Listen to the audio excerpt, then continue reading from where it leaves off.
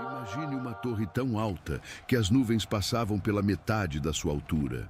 Uma estrutura tão massiva que você precisaria de 45 minutos só para caminhar ao redor da sua base. E agora, imagine que ela foi construída há mais de 4.000 anos. Sem guindastes, sem aço, sem concreto. Apenas barro, fogo e a obsessão de uma humanidade inteira. A Torre de Babel não é uma lenda. Ela existiu. E a forma como foi construída desafia tudo o que você pensa saber sobre o mundo antigo. Mas aqui está o mistério que ninguém te conta. Como você ergue uma montanha artificial de 90 metros de altura usando apenas lama e palha? Como você transporta milhões de tijolos sem rodas, sem animais de carga treinados, sem estradas pavimentadas e, mais importante, por que uma civilização inteira decidiu que precisava tocar o céu? A resposta envolve uma tecnologia tão engenhosa que os engenheiros modernos ainda estudam hoje. E um plano tão ambicioso que forçou Deus a descer pessoalmente para ver o que a humanidade estava fazendo. Para entender como a Torre de Babel foi construída, você precisa primeiro entender onde ela foi construída. E o lugar não poderia ser mais improvável. A planície de Sinear, o que hoje chamamos de sul do Iraque, é um dos terrenos mais hostis do planeta para a construção monumental. Não existe pedra, não existe madeira em quantidade significativa. O que existe é um calor de 50 graus no verão, inundações devastadoras no inverno e quilômetros infinitos de pântanos e deserto. Quando os egípcios queriam construir as pirâmides, eles tinham o calcário de Tura e o granito de Assuã. Quando os gregos ergueram o Partenon, tinham o mármore do Monte Pentélico. Mas os construtores de Babel, eles olharam para aquela planície vazia e viram lama. E foi exatamente isso que usaram. Gênesis 11:3 registra o momento exato dessa decisão. Disseram uns aos outros: "Vinde, façamos tijolos e queimemo-los bem." E foi-lhes o tijolo por pedra e o betume por cal. Parece simples, mas essa única frase esconde uma revolução tecnológica que mudou a história da humanidade. Veja, antes de Babel, tijolos existiam, mas eram tijolos de barro seco ao sol. Você misturava argila com palha, moldava em formas, deixava secar por algumas semanas e tinha um bloco de construção razoável. O problema? Tijolos secos ao sol se dissolvem. Uma chuva forte, uma inundação e sua construção vira lama de novo. Para construir algo permanente, algo que desafiasse o tempo e tocasse o céu, você precisava de algo mais forte. E aqui entra a inovação que tornou Babel possível: o tijolo queimado. O processo parece simples, mas exigia um controle técnico impressionante. Primeiro, você coletava a argila dos leitos dos rios Tigre e Eufrates. Uma argila específica, com a proporção certa de silt e minerite. Argila demais e o tijolo racha no forno. Areia demais e ele se desintegra sob pressão. Depois, você misturava essa argila com palha cortada. Não qualquer palha, mas palha de comprimento específico que criava uma rede de fibras dentro do barro. Essa rede impedia rachaduras durante a secagem e dava estrutura interna ao tijolo. Então vinha a moldagem. Cada tijolo era prensado em formas de madeira padronizadas. E aqui está um detalhe que os arqueólogos descobriram. Os tijolos de Babel tinham dimensões precisas, não aproximadas, precisas. Estamos falando de variações de menos de meio centímetro em tijolos feitos à mão há 4.000 anos. Isso significa que existia um sistema de controle de qualidade. Alguém estava verificando cada forma, cada tijolo, rejeitando os que não passavam no padrão. Em uma época onde a maioria da humanidade ainda vivia em tendas, os construtores de Babel já tinham desenvolvido produção industrial padronizada. Mas o verdadeiro segredo estava no forno. Tijolos secos ao sol ficam prontos em semanas. Tijolos queimados precisam de fornos que atinjam 900 a 1.100 graus Celsius e mantenham essa temperatura por dias. Estamos falando de uma tecnologia que a Europa só dominaria completamente milhares de anos depois. Os fornos de Babel eram estruturas massivas, alimentadas continuamente com juncos secos, palha e qualquer combustível disponível. O calor transformava a argila em cerâmica, literalmente fundia os minerais e criava um material que não dissolve em água, não racha com mudanças de temperatura e pode suportar o peso de uma montanha artificial em cima dele. Agora, faça as contas comigo. A Torre de Babel, baseada nas descrições bíblicas e nas ruínas do zigurate de Etemenanque, em Babilônia, que muitos estudiosos acreditam ser a reconstrução ou continuação do projeto original, tinha uma base de aproximadamente 90 metros por 90 metros. A altura, pelo menos 90 metros, possivelmente mais. Para construir algo nessas dimensões com tijolos, você precisa de aproximadamente 36 milhões de tijolos. Isso mesmo, 36 milhões de tijolos individuais, cada um moldado à mão, cada um queimado em forno por dias, cada um transportado e posicionado manualmente. Se você conseguisse produzir 1.000 tijolos por dia, o que já seria uma operação industrial impressionante, levaria quase 100 anos só para fabricar os tijolos. Sem contar o transporte, a construção, o betume, a logística. A matemática simplesmente não fecha, a menos que você mobilize uma civilização inteira. E é exatamente isso que o texto bíblico descreve. Gênesis 11, abre a narrativa com uma informação crucial. Era toda a terra de uma mesma língua e de uma mesma fala. Não existiam nações. Não existiam barreiras de comunicação.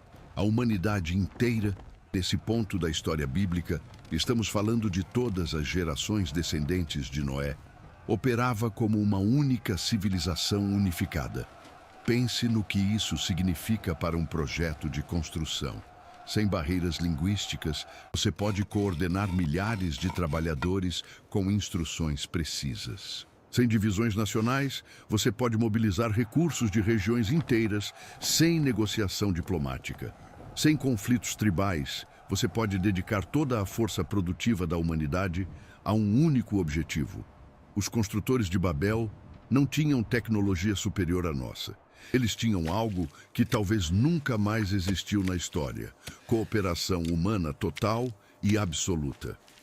Se você está impressionado com a escala dessa cooperação, comente. Humanidade Unida Porc. O que vem a seguir mostra como essa unidade foi transformada em uma máquina de construção sem precedentes.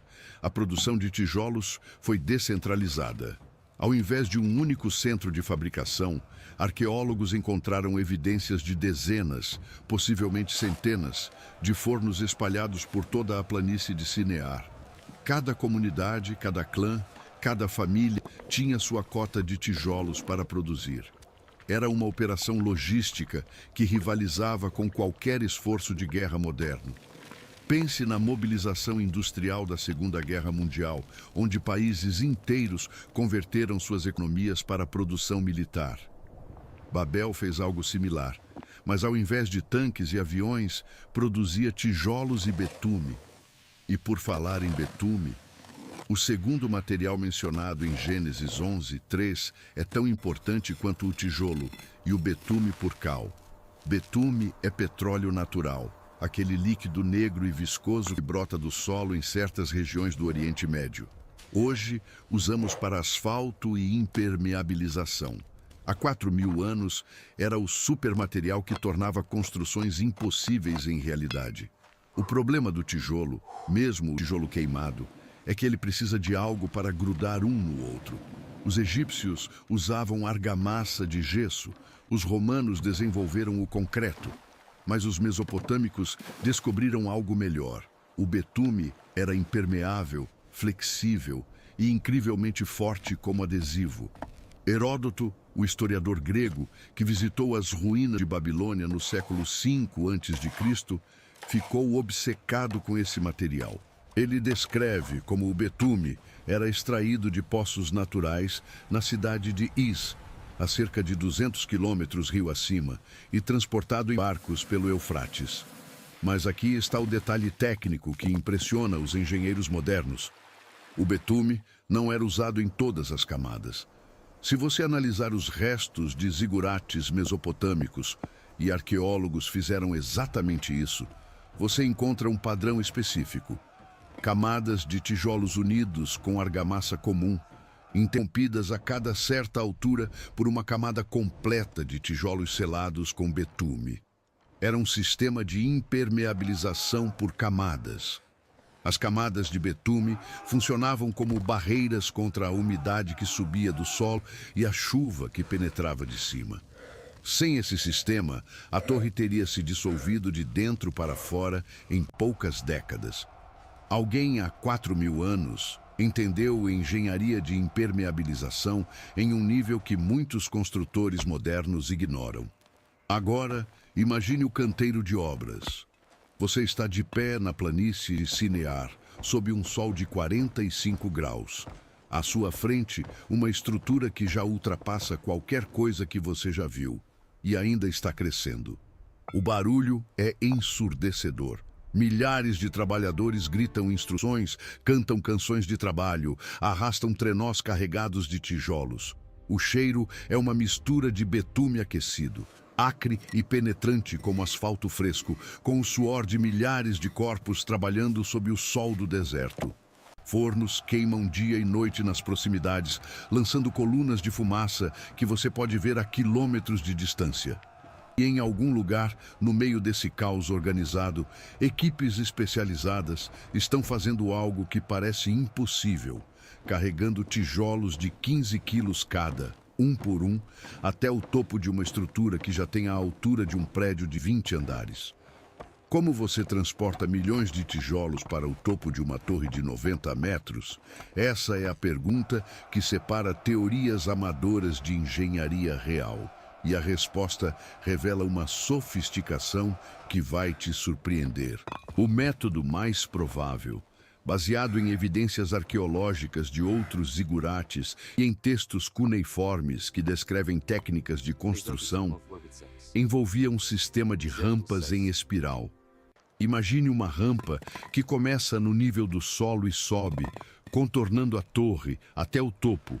Não uma rampa reta. Isso exigiria uma estrutura de apoio maior que a própria torre, mas uma rampa que se apoia na própria construção, subindo em espiral como uma estrada de montanha.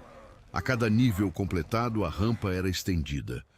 Trabalhadores subiam carregando tijolos, desciam de mãos vazias, repetiam. Um ciclo infinito de trabalho humano que durava do nascer ao pôr do sol, todos os dias, por décadas. Mas as rampas criavam outro problema. Cada tijolo precisava ser carregado individualmente. Isso seria ineficiente demais, mesmo com milhares de trabalhadores. Registros de construções mesopotâmicas posteriores, e não há razão para acreditar que as técnicas fossem muito diferentes em Babel, descrevem o uso de trenós de madeira, não trenós com rodas. A roda existia, mas não era eficiente em rampas de terra batida. Trenós que deslizavam sobre a superfície, puxados por equipes de homens ou empurrados por trás. Cada trenó carregava dezenas de tijolos. A rampa era constantemente molhada para reduzir o atrito. Equipes dedicadas jogavam água na frente dos trenós. O som deve ter sido constante. O arrastar da madeira na terra úmida, os gritos de coordenação, o baque dos tijolos sendo descarregados. Se esse nível de organização te impressiona, deixa o like agora, porque o que vem a seguir é ainda mais surpreendente. Você resolveu o problema do transporte horizontal, mas e o transporte vertical para os níveis superiores? Aqui entra uma tecnologia que muita gente não associa ao mundo antigo: sistemas de cordas e polias. Os mesopotâmicos conheciam a polia, não a polia composta que multiplica força. Essa viria depois com os gregos, mas a polia simples que muda a direção da força. Com um sistema de cordas passando por polias no topo da construção, você podia içar cestos de tijolos usando a gravidade a seu favor. Trabalhadores no solo puxavam a corda para baixo, o cesto subia. Era mais lento que as rampas para grandes volumes, mas essencial para os estágios finais da construção, onde rampas se tornavam impraticáveis. Mas a engenharia estrutural é onde a Torre de Babel realmente brilha. Pense no problema. Você está empilhando milhões de tijolos, um sobre o outro, até 90 metros de altura. O peso acumulado na base é astronômico. Os tijolos no fundo da torre estão suportando literalmente milhões de quilos de pressão. Se você construísse uma torre sólida, tijolo sobre tijolo até o topo, ela colapsaria. O peso próprio esmagaria as camadas inferiores. A torre se afundaria no solo pantanoso da Mesopotâmia como um navio afundando em areia movediça. A solução? Os zigurates não eram sólidos. Arqueólogos que escavaram zigurates mesopotâmicos, incluindo os restos do que pode ter sido a base da Torre de Babel, descobriram algo fascinante. O interior não é uma massa sólida de tijolos. É uma estrutura complexa de câmaras, corredores e espaços vazios, todos calculados para distribuir peso e reduzir a massa total. Era arquitetura estrutural avançada. Os construtores entendiam, talvez intuitivamente, talvez através de tentativa e erro ao longo de gerações, que uma estrutura oca, se projetada corretamente, pode ser mais forte que uma estrutura sólida. Pense em um osso humano. Ele não é sólido, é uma estrutura porosa que maximiza força enquanto minimiza peso. Os zigurates usavam o mesmo princípio e havia outro benefício: ventilação. Uma massa sólida de tijolos de barro retém umidade. A água sobe por capilaridade do solo, fica presa no interior e eventualmente causa rachaduras e deterioração de dentro para fora. Mas com câmaras internas e canais de ventilação, o ar circulava, a umidade evaporava, a estrutura respirava. Textos cuneiformes descrevem buracos de ar deliberadamente construídos em zigurates, canais que atravessavam a estrutura de lado a lado. Não eram acidentes ou defeitos, eram engenharia deliberada. Agora vamos falar sobre algo que poucos consideram: a fundação. Você não pode simplesmente começar a empilhar tijolos no chão e esperar que uma torre de 90 metros fique em pé. Especialmente não na planície aluvial da Mesopotâmia, onde o solo é basicamente lama, compactada sobre mais lama. O peso de uma estrutura como a Torre de Babel, estamos falando de centenas de milhares de toneladas, afundaria no solo como uma âncora no oceano, a menos que você prepare a fundação. Os construtores de Babel usaram uma técnica chamada plataforma flutuante. Primeiro, escavavam até encontrar uma camada de solo mais firme. Depois, cobriam essa área com esteiras de junco trançado, camadas e mais camadas de vegetação compactada que distribuíam o peso uniformemente. Sobre as esteiras, vinha uma camada maciça de tijolos queimados, não para a torre em si, mas como fundação. Essa camada era impermeabilizada com betume por todos os lados, criando uma base que não absorvia a água do solo. Só então a construção real começava. E aqui está o detalhe que mostra a escala do pensamento desses construtores. A fundação da Torre de Babel provavelmente levou anos para ser completada. Anos de trabalho intensivo antes que um único tijolo da torre, propriamente dita, fosse colocado. Eles não estavam construindo para sua geração, estavam construindo para a eternidade. Mas havia um problema que nenhuma engenharia podia resolver completamente: o próprio peso do barro. Tijolo queimado é forte, mas não é pedra. Cada camada de tijolos se comprime ligeiramente sob o peso das camadas acima. Em uma construção baixa, isso é irrelevante. Em uma torre de 90 metros, a compressão acumulada pode causar deformações, rachaduras e, eventualmente, colapso. A solução mesopotâmica era elegante: camadas de junco. A cada certo número de fileiras de tijolos, Os padrões variam, mas geralmente entre 5 e 13 fileiras, os construtores inseriam uma camada completa de esteiras de junco trançado, às vezes embebidas em betume. Essas camadas funcionavam como juntas de expansão, absorviam a compressão, distribuíam tensões e permitiam que diferentes seções da torre se movessem ligeiramente sem transmitir estresse para a estrutura toda.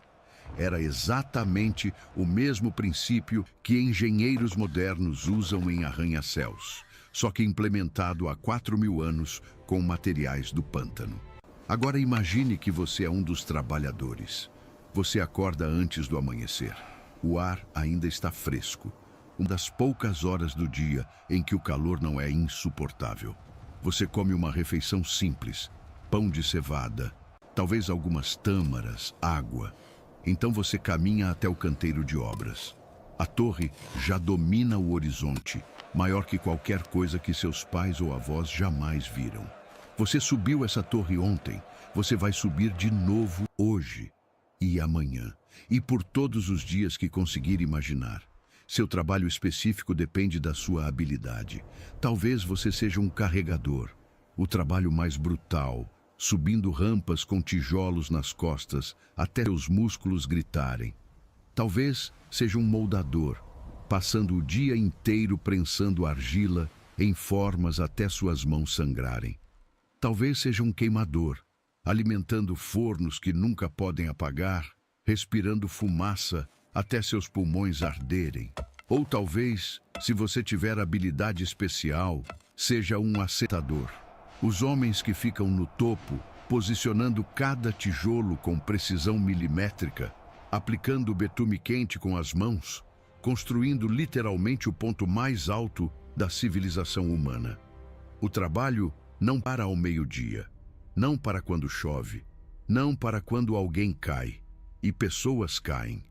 Em uma construção dessa escala, com essa tecnologia, acidentes são inevitáveis. Não existem registros de quantos morreram construindo a Torre de Babel. Mas se compararmos com projetos similares, as pirâmides, os zigurates posteriores, estamos falando de centenas, possivelmente milhares de mortes ao longo das décadas de construção. Cada metro de altura custava sangue, e ainda assim eles continuavam. Por quê? Gênesis 11:4 revela a motivação, e disseram: Vinde, edifiquemos nós uma cidade e uma torre, cujo cume toque nos céus, e façamo-nos um nome, para que não sejamos espalhados sobre a face de toda a terra. Não era apenas orgulho, era medo. A humanidade pós-dilúvio tinha uma memória coletiva traumática. Seus ancestrais haviam visto o mundo ser destruído pela água. A civilização inteira, exceto 8 pessoas, havia sido apagada. E o Deus que fez isso uma vez podia fazer de novo. A Torre de Babel não era apenas um monumento ao ego humano, era uma apólice de seguro contra a extinção. Uma estrutura tão alta que nenhum dilúvio poderia alcançar. Uma cidade tão forte que nenhum julgamento divino poderia destruir. Se você entende esse medo profundo que motivava os construtores, comente: eu entendo porque o que Deus fez em resposta e como ele fez revela algo sobre a natureza humana que permanece verdadeiro até hoje. E aqui está a reviravolta que muda tudo. A Torre de Babel não foi destruída por um raio, não desabou em um terremoto, não foi queimada por fogo do céu.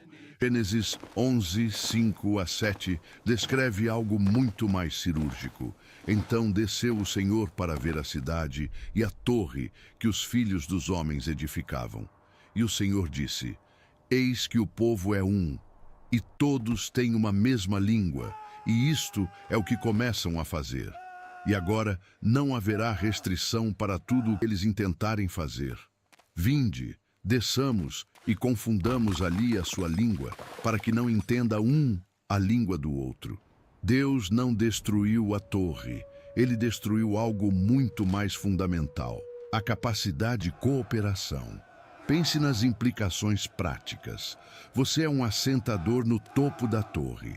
Seu trabalho depende de comunicação constante com os carregadores que trazem material, com os misturadores que preparam o betume, com os supervisores que coordenam o ritmo. De repente, ninguém entende ninguém. Você grita mais tijolos e a pessoa ao seu lado te olha sem compreensão. O carregador que estava subindo para com uma expressão de confusão total. As palavras que saem da sua boca não fazem sentido para ele. O supervisor tenta dar ordens e cada trabalhador interpreta algo diferente.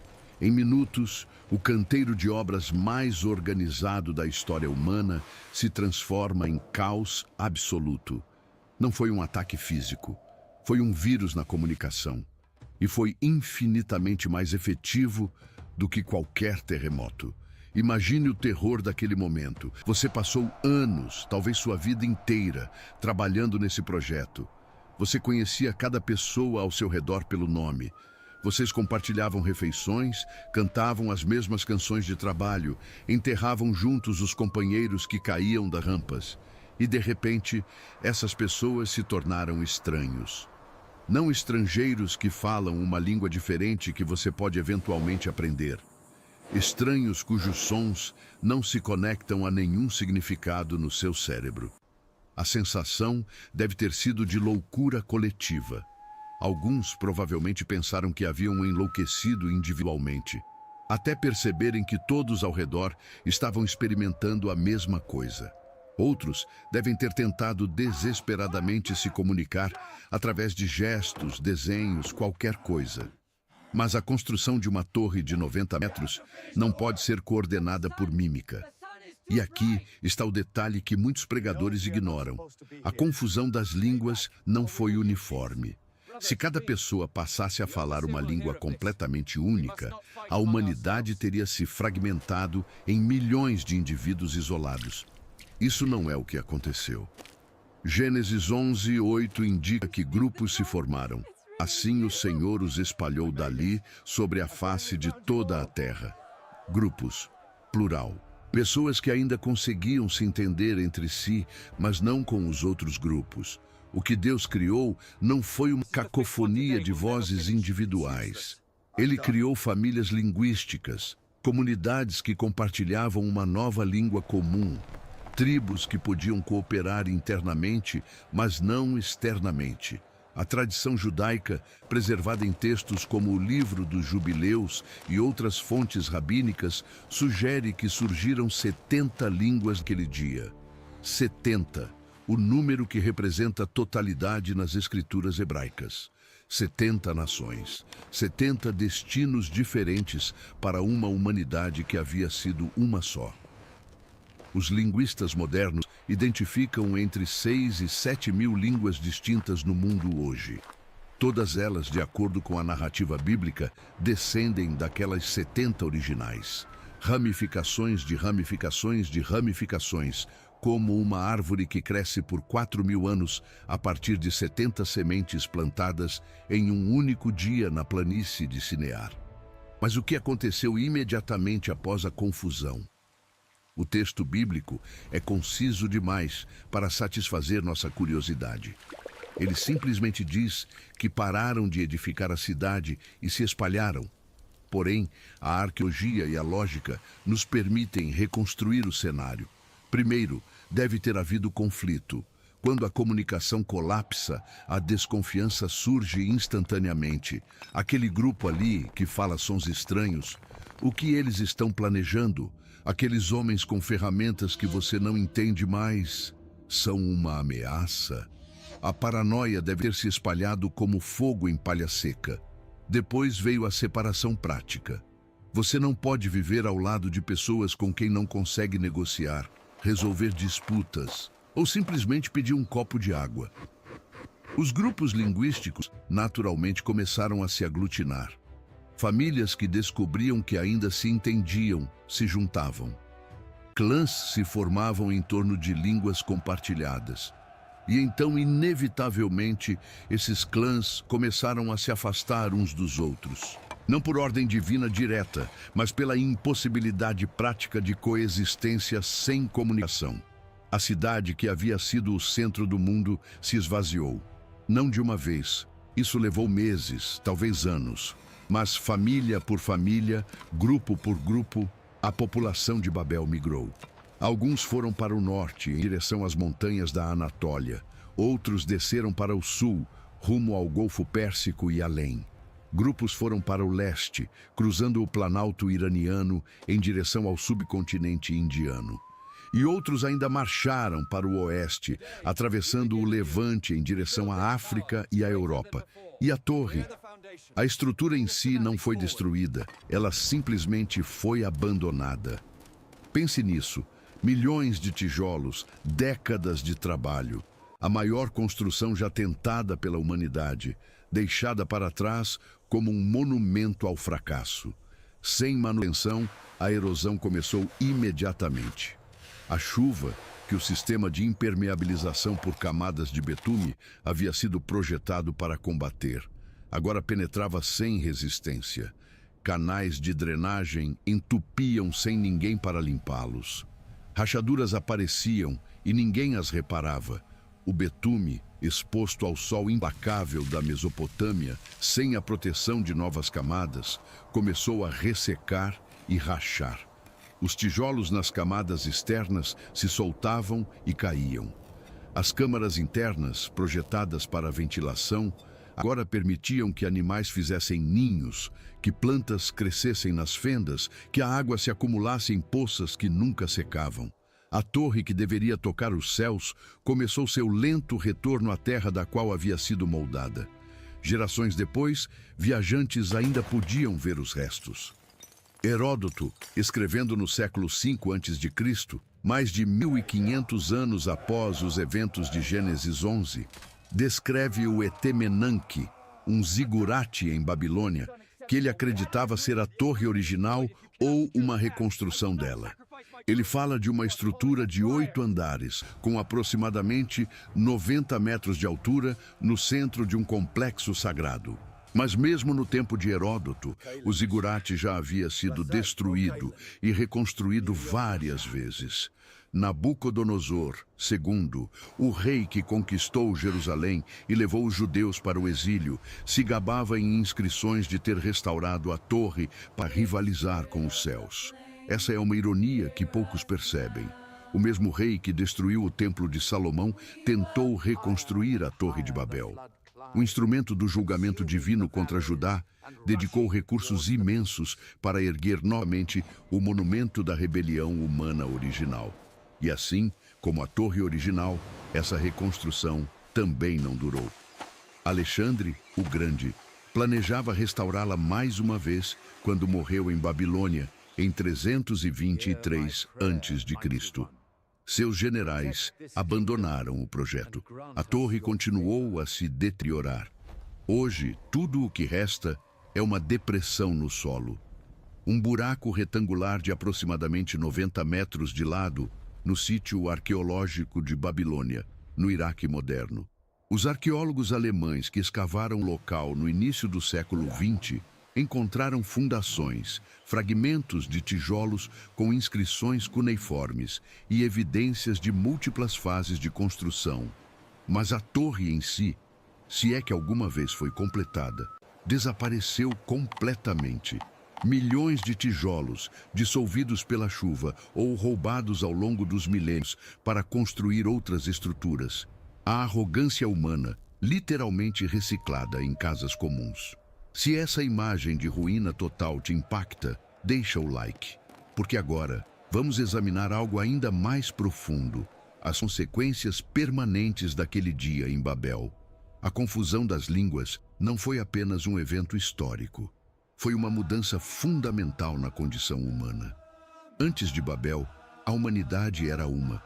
Depois de Babel, a humanidade se tornou muitas, e essa fragmentação moldou absolutamente tudo que veio depois. Pense nas guerras da história humana.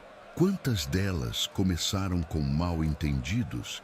Quantas escalaram porque os dois lados literalmente não conseguiam se comunicar? Quantas poderiam ter sido evitadas se a humanidade ainda falasse uma única língua?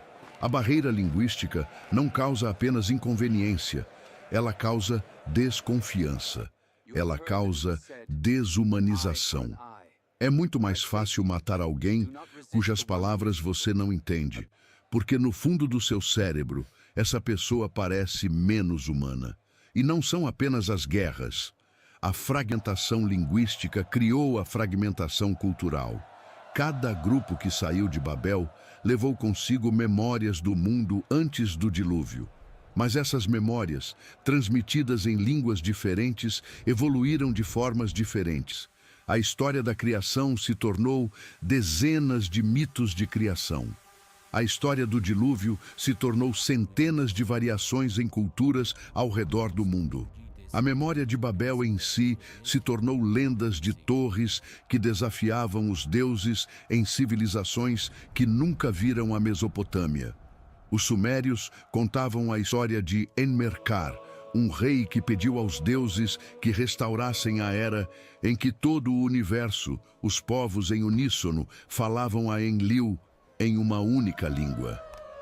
Os gregos tinham o mito dos Alóadas, gigantes que empilharam montanhas para atacar o Olimpo e foram punidos pelos deuses. Os maias preservavam lendas de antepassados que falavam uma única língua antes de serem divididos. Culturas separadas por oceanos, sem contato possível entre si, preservando ecos da mesma memória ancestral. Como você explica isso sem um evento histórico real que as originou? Mas aqui está a pergunta que poucas pessoas fazem. A punição de Babel foi permanente? A humanidade está condenada para sempre à fragmentação linguística? O texto bíblico sugere que não. E a evidência está em um evento que aconteceu aproximadamente 2000 anos depois de Babel, em uma cidade chamada Jerusalém, durante uma festa chamada Pentecostes. Atos, capítulo 2, descreve o momento em que o Espírito Santo desceu sobre os discípulos de Jesus. E o primeiro sinal sobrenatural não foi cura, não foi profecia, não foi poder sobre demônios. Foi linguagem. E todos foram cheios do Espírito Santo e começaram a falar noutras línguas, conforme o Espírito Santo lhes concedia que falassem. Judeus de todas as nações estavam em Jerusalém para a festa. Partos, medos, elamitas, habitantes da Mesopotâmia, da própria região de Babel, da Judéia, Capadócia, Ponto, Ásia, Frígia, Panfilha, Egito, partes da Líbia, visitantes de Roma, cretenses e árabes. Uma lista que representa praticamente todo o mundo conhecido, e cada um deles ouviu os discípulos falando em sua própria língua. Não uma língua celestial, incompreensível, suas línguas maternas, os idiomas em que haviam crescido, em que sonhavam, em que oravam. A confusão de Babel foi temporariamente revertida, não através de engenharia humana ou cooperação forçada, mas através do Espírito de Deus, comunicando a mensagem do Evangelho através de todas as barreiras que Ele mesmo havia criado séculos antes. Se você está percebendo a conexão entre esses dois eventos, comente Babel e Pentecostes, porque essa não é uma coincidência, é um padrão. Pense na simetria. Em Babel, a humanidade se uniu para construir uma torre que alcançasse os céus. E Deus desceu para confundir suas línguas. Em Pentecostes, Deus desceu sobre homens comuns e, através deles, todas as línguas foram unificadas na compreensão de uma única mensagem. Babel foi julgamento. Pentecostes foi redenção. Babel espalhou a humanidade. Pentecostes começou a reuni-la novamente, não em torno de um projeto de construção, mas em torno de uma pessoa. Babel foi sobre alcançar Deus através do esforço humano. Pentecostes foi sobre Deus alcançando a humanidade através da graça. Mas Pentecostes não eliminou as línguas. Os discípulos não passaram a falar uma única língua universal. As barreiras linguísticas permaneceram e permanecem até hoje. A diferença é que agora essas barreiras podem ser atravessadas. não destruídas, mas transcendidas.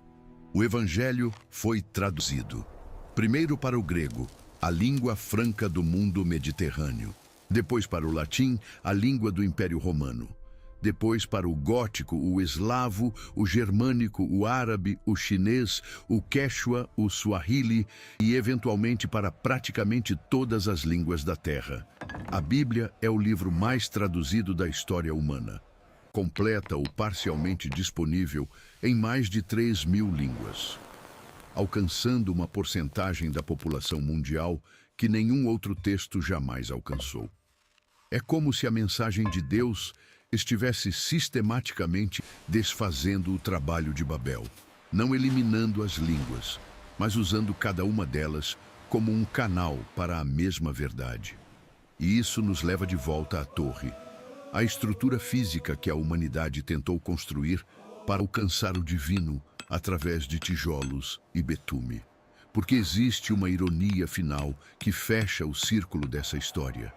Os construtores de Babel queriam fazer um nome para si mesmos, queriam ser lembrados, queriam que sua obra perdurasse, e por 4.000 anos nós os lembramos, não como heróis, mas como exemplo, não pela grandeza de sua torre, mas pela grandeza de seu fracasso.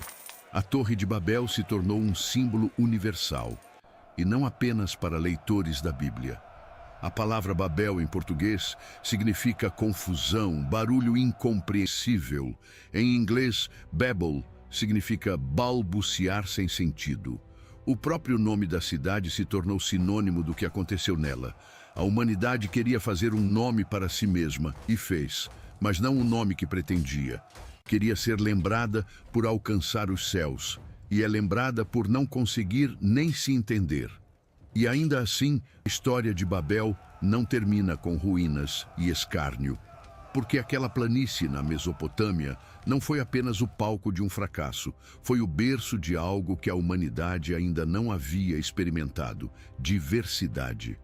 Antes de Babel, existia uniformidade, uma língua, uma cultura, um projeto coletivo. Depois de Babel, existiam 70 caminhos diferentes, 70 formas de ver o mundo, 70 tradições que se desenvolveriam de maneiras que ninguém poderia prever. Pense no que a humanidade criou depois de se espalhar. Os grupos que foram para o Egito desenvolveram a escrita hieroglífica, construíram pirâmides que ainda desafiam nossa compreensão, mapearam as estrelas com precisão que só seria igualada milênios depois. Os que foram para o Vale do Indo criaram cidades com sistemas de saneamento que a Europa não teria até o século XIX. Os que cruzaram para as Américas desenvolveram calendários astronômicos, cultivaram milho a partir de uma gramínea selvagem, construíram cidades flutuantes sobre lagos.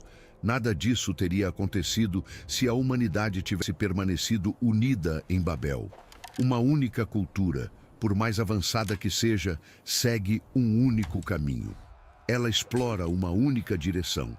Ela resolve problemas de uma única forma. Mas 70 culturas exploram 70 direções simultaneamente. Elas competem, se influenciam, se copiam, se superam. A fragmentação de Babel não foi apenas punição, foi multiplicação de possibilidades. Os chineses inventaram a pólvora e a usaram para fogos de artifício. Os europeus a adaptaram para armas de fogo que transformaram a guerra. Os árabes preservaram e expandiram o conhecimento grego que a Europa havia esquecido. Os indianos desenvolveram o conceito de zero, que revolucionou a matemática mundial.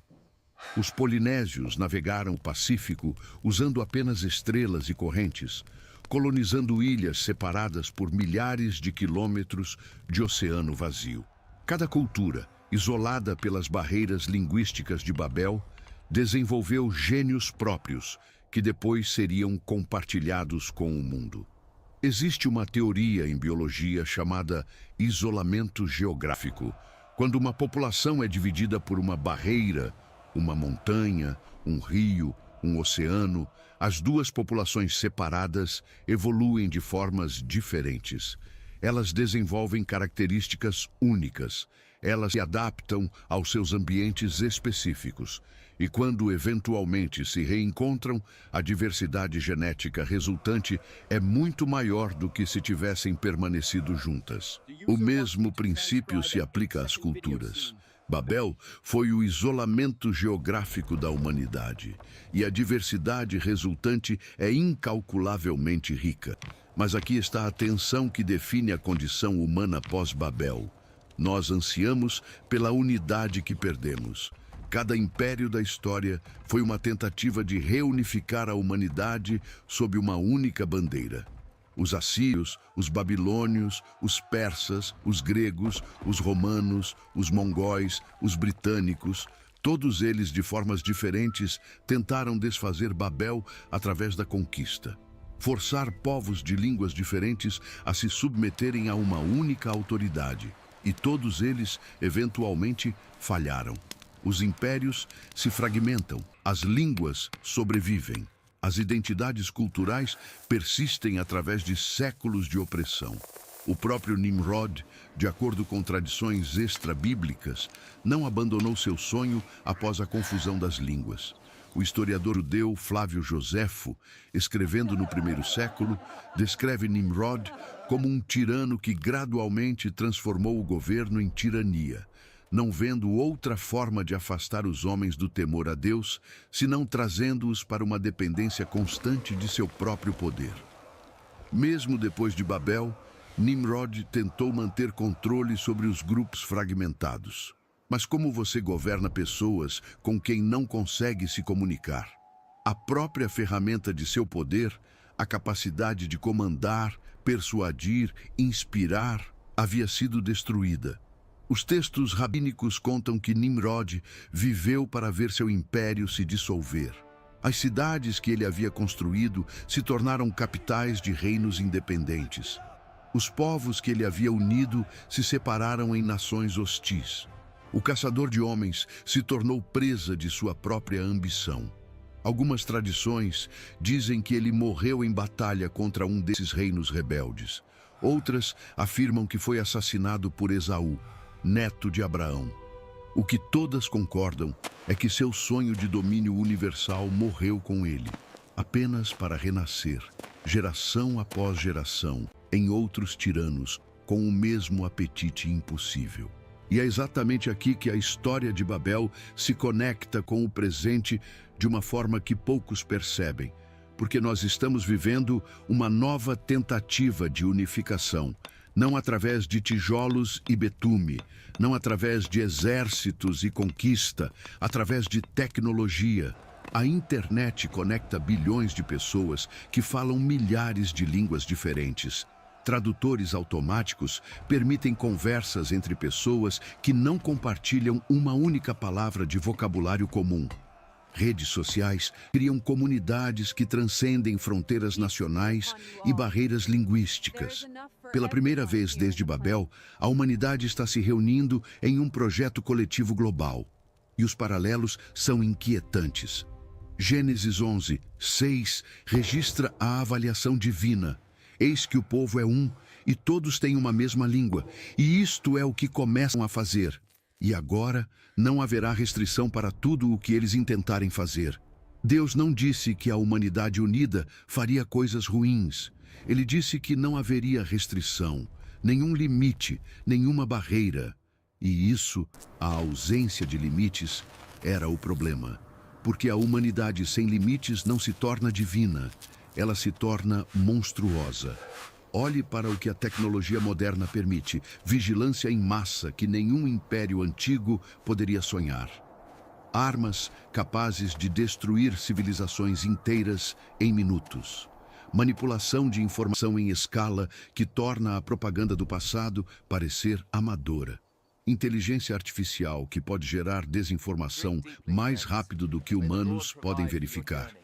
A humanidade conectada não é automaticamente a humanidade redimida.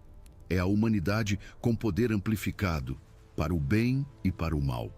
E aqui está a pergunta que cada pessoa assistindo este vídeo precisa confrontar. O que você está construindo? Não fisicamente, existencialmente. Qual é a sua torre? Qual é o projeto em que você investe sua vida, sua energia, seus anos? É uma carreira que deveria fazer seu nome? É uma conta bancária que deveria garantir sua segurança contra qualquer catástrofe? É uma imagem nas redes sociais que deveria alcançar os céus da aprovação humana?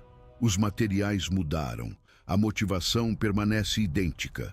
Os construtores de Babel não eram pessoas más tentando fazer coisas más. Eram pessoas assustadas, tentando se proteger. Eram pessoas ambiciosas, tentando deixar um legado. Eram pessoas comuns, fazendo o que parecia racional.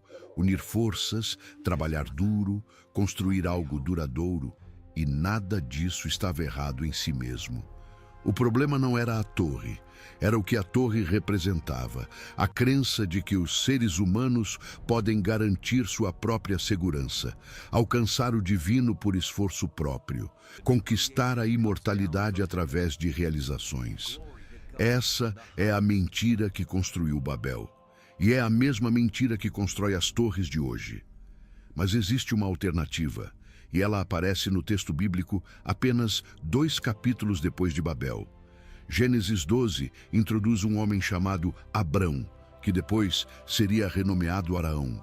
Deus aparece a ele e diz algo que contrasta diretamente com Babel. Sai-te da tua terra, da tua parentela e da casa de teu pai, para a terra que eu te mostrarei. E far-te-ei uma grande nação, e abençoar-te-ei e engrandecerei o teu nome. Você ouviu isso? Engrandecerei o teu nome. Os construtores de Babel queriam fazer um nome para si mesmos. Abraão recebeu um nome grande como presente. A diferença é fundamental. Babel foi sobre conquistar, Abraão foi sobre receber. Babel foi sobre subir até Deus. Abraão foi sobre Deus descer até o homem. Babel foi sobre a humanidade unida em rebelião. Abraão foi sobre uma família escolhida para abençoar todas as famílias da terra, incluindo aquelas espalhadas a partir de Babel. Se essa inversão está fazendo sentido para você, comente Babel e Abraão, porque esses 2 caminhos ainda são as únicas opções disponíveis para a humanidade. Você pode tentar construir sua própria torre, trabalhar mais duro, acumular mais recursos, conquistar mais status, erguer paredes mais altas contra os medos que te assombram. E talvez você consiga. Talvez sua torre fique impressionante por alguns anos, algumas décadas, mas eventualmente, e isso não é pessimismo, é física, a entropia vence. Os tijolos se dissolvem, o betume racha, as fundações afundam. Tudo o que você construiu se torna uma depressão no solo, onde arqueólogos futuros escavarão, tentando entender quem você era. Ou você pode fazer o que Abraão fez, sair. Deixar para trás a segurança falsa das estruturas humanas. Seguir uma voz que promete algo que você não pode construir por conta própria. Receber um nome, em vez de fabricar um. Ser abençoado para abençoar outros, em vez de acumular para se proteger. Não é um caminho mais fácil. Abraão passou décadas vivendo em tendas, sem terra própria, esperando promessas que só se cumpririam depois de sua morte. Mas suas tendas duraram mais que a torre de Nimrod. Seu nome é lembrado com honra 4.000 anos depois. E através de sua descendência, física e espiritual, todas as famílias da terra foram de fato abençoadas. Existe uma imagem final que quero deixar com você. O livro do Apocalipse, o último livro da Bíblia, descreve uma cidade.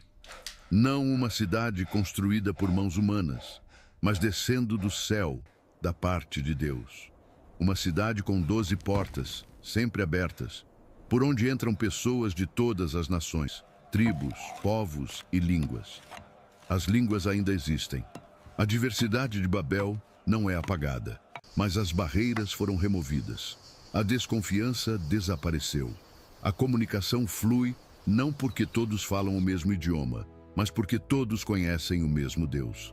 Essa cidade tem um nome, Nova Jerusalém.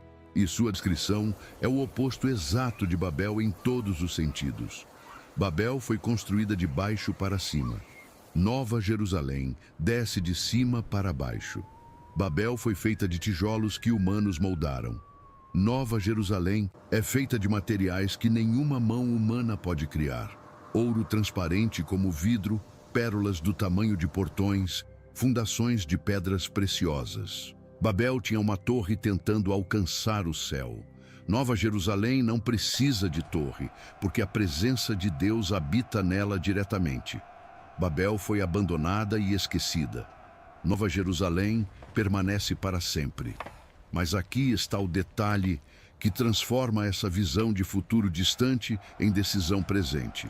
A Nova Jerusalém não é apenas destino, é identidade. O apóstolo Paulo, escrevendo aos Filipenses, declara que a nossa cidade está nos céus. Não estará. Está. Presente. Agora. Os que pertencem a Cristo já são cidadãos dessa cidade, mesmo enquanto vivem como estrangeiros neste mundo. Eles não precisam construir torres para se proteger, porque já têm uma cidade com fundamentos que não podem ser abalados. Eles não precisam fazer um nome para si mesmos, porque já receberam um nome novo que ninguém conhece, senão aquele que o recebe. Isso não significa passividade. Abraão construiu altares, cavou poços, negociou com reis.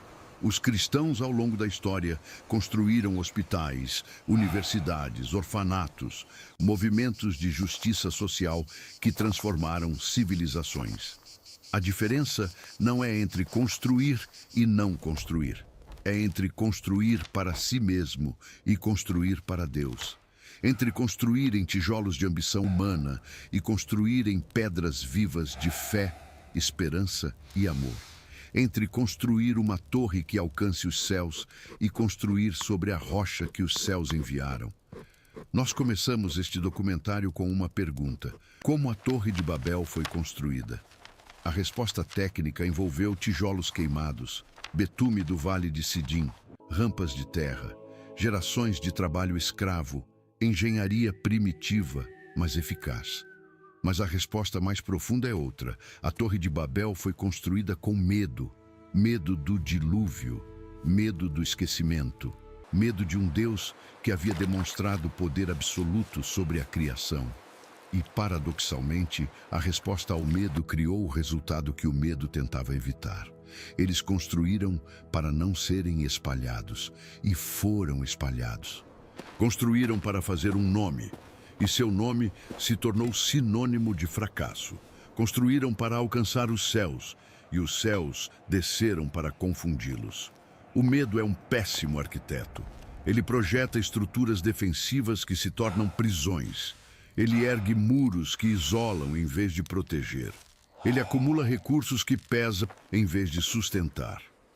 A Torre de Babel é o monumento eterno ao que acontece quando o medo dirige o projeto. E cada geração desde então tem repetido o mesmo erro, com materiais diferentes e nomes diferentes, mas com resultados deprimentemente semelhantes. Mas existe outra forma de construir. Não a partir do medo, mas a partir da fé. Não para alcançar Deus, mas porque Deus já alcançou você. Não para fazer um nome, mas porque você já recebeu um. Não para evitar o julgamento, mas porque o julgamento já foi satisfeito em outro lugar, em outra estrutura de madeira erguida em um monte chamado Calvário. A cruz não parece uma torre, não impressiona por sua altura ou engenharia, mas ela conectou céu e terra de uma forma que milhões de tijolos nunca conseguiriam. Se você chegou até aqui neste documentário, você não está aqui por acidente. Algo nessa história ressoou com algo na sua vida.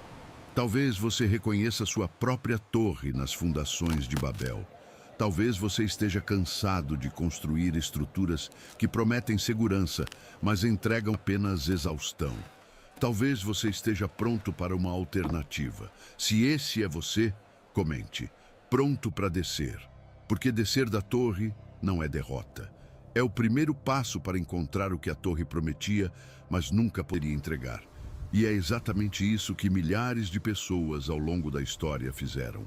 Elas desceram, não de torres físicas, mas de projetos de vida construídos sobre fundações erradas.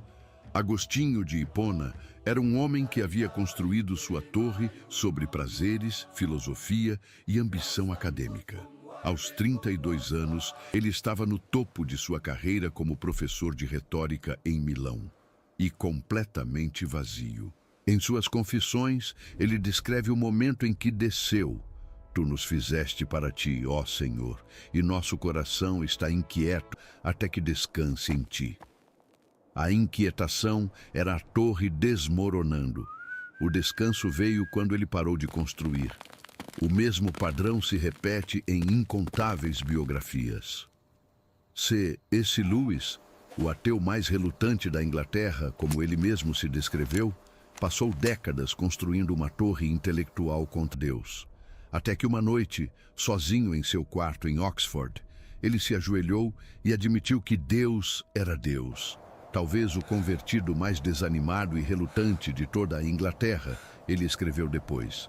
Mas dessa relutância nasceu uma fé que influenciaria milhões através de livros como Cartas de um Diabo a seu Aprendiz e As Crônicas de Nárnia.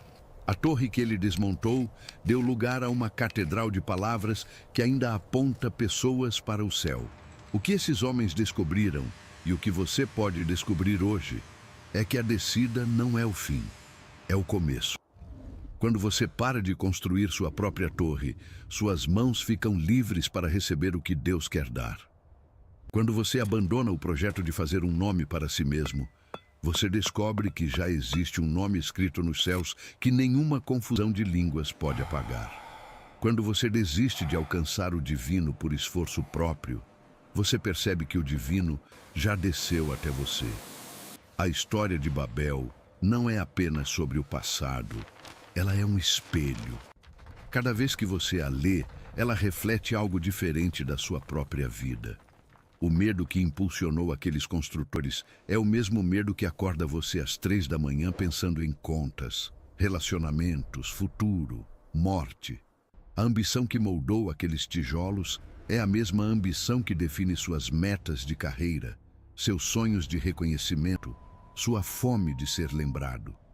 A rebelião silenciosa contra Deus que motivou a torre é a mesma rebelião que sussurra: eu sei o que é melhor para a minha vida, toda vez que você ignora uma convicção inconveniente.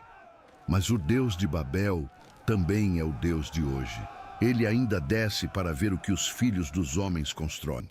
Ele ainda se preocupa com estruturas que levam à destruição. Ele ainda intervém, não para destruir pessoas, mas para salvar. A confusão das línguas foi misericórdia disfarçada de juízo.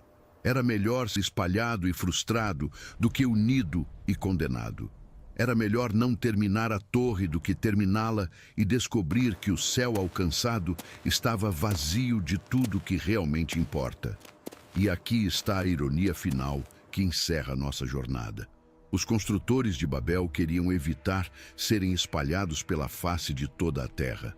Deus os espalhou, mas séculos depois, Jesus deu uma ordem aos seus seguidores: ide por todo o mundo e pregai o evangelho a toda criatura. O espalhamento que foi punição se tornou missão. A dispersão que foi juízo se tornou estratégia divina.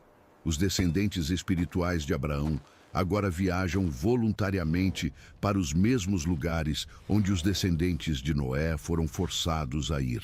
A diferença é que eles não vão construindo torres. Eles vão anunciando que a torre já foi substituída por uma cruz. E essa cruz, essa estrutura tão diferente da torre, fez o que Babel jamais conseguiria. Ela reuniu pessoas de todas as línguas, tribos e nações, não eliminando suas diferenças, mas transformando-as em harmonia.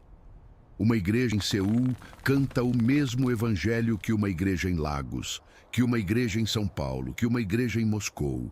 As melodias são diferentes, os idiomas são diferentes, mas a mensagem é uma só. Babel fragmentou a humanidade em confusão. A cruz reunifica a humanidade em adoração. Se você nunca fez parte dessa reunificação, hoje pode ser o dia.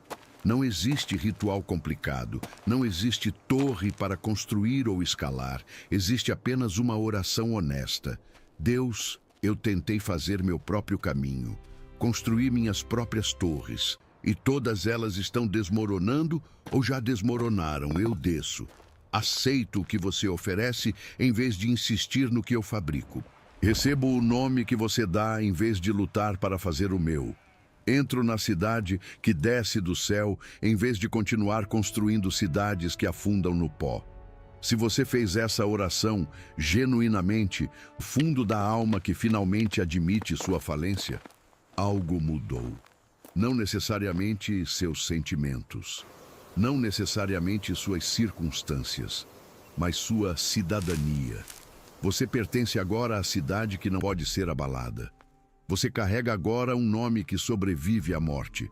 Você está conectado agora a uma comunidade que transcende as barreiras de Babel, não porque as ignora, mas porque as atravessa pelo poder do mesmo Espírito que desceu em Pentecostes. E se você já fazia parte dessa comunidade antes de assistir este vídeo, minha pergunta é diferente. Que torres você ainda está construindo? Que projetos paralelos de segurança própria competem com sua confiança em Deus? Que ambições de fazer um nome para si mesmo contradizem o nome que você já recebeu? Porque a tentação de Babel não desaparece na conversão. Ela se sofistica, ela se disfarça de ministério, de provisão responsável, de planejamento sábio. Mas o teste é sempre o mesmo. Se essa estrutura for removida, sua paz sobrevive. Se essa realização nunca vier, sua identidade permanece intacta. Se esse nome que você está construindo for esquecido, o nome escrito no céu ainda é suficiente. Nós cobrimos muito território neste documentário. Viajamos da planície de Sinear aos satélites que fotografaram suas ruínas do espaço. Conhecemos Nimrod, o caçador que tentou caçar o céu. Analisamos tijolos de 4.000 anos e betume que ainda mancha as mãos de arqueólogos. Testemunhamos a descida de Deus e a confusão que se seguiu. Mapeamos a dispersão das nações e o nascimento das línguas.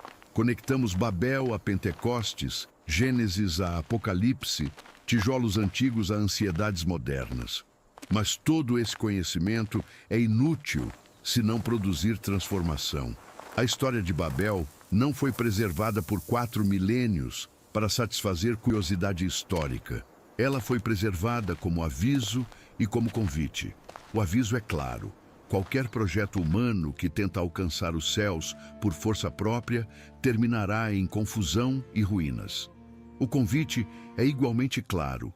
Existe um caminho que os céus abriram para a terra e esse caminho tem nome: Jesus Cristo, a escada de Jacó, a porta das ovelhas, o caminho, a verdade e a vida. 4.000 anos atrás, uma multidão trabalhava febrilmente em uma planície mesopotâmica, moldando tijolos, misturando betume, subindo rampas sob sol escaldante, acreditando que cada fileira os aproximava do divino. Hoje, enquanto você assiste esta tela, a mesma escolha se apresenta. Você pode continuar construindo. Moldar tijolos de carreira, relacionamentos, conquistas, legado. Misturar o betume de esforço e estratégia. Subir rampas de sacrifício pessoal rumo a um céu que sempre se afasta. Ou você pode descer, soltar as ferramentas, admitir que a torre não funciona e descobrir que o Deus que desceu para ver Babel também desceu para salvar você. A escolha é sua. Ela sempre foi. Mas agora você sabe o que os construtores de Babel não sabiam. Você sabe como a história termina. Torres caem. A cidade de Deus permanece. Nomes fabricados são esquecidos. Nomes dados por Deus duram para sempre. E o Deus que confundiu as línguas em Babel é o mesmo Deus que está oferecendo neste exato momento clareza sobre a única coisa que realmente importa, de quem você é e para onde está indo. Obrigado por ter caminhado comigo através desta história extraordinária. Se ela tocou seu coração, se ela iluminou sua mente, Se ela perturbou sua consciência de maneiras que você sabe que precisava ser perturbada, compartilhe. Não por mim. Por alguém que está construindo torres desesperadamente e precisa ouvir que existe outra opção. As 70 nações que saíram de Babel precisavam dessa mensagem. As 7 bilhões de pessoas que descendem delas ainda precisam. E se esse vídeo te impressionou, clique no vídeo que está aparecendo na sua tela agora.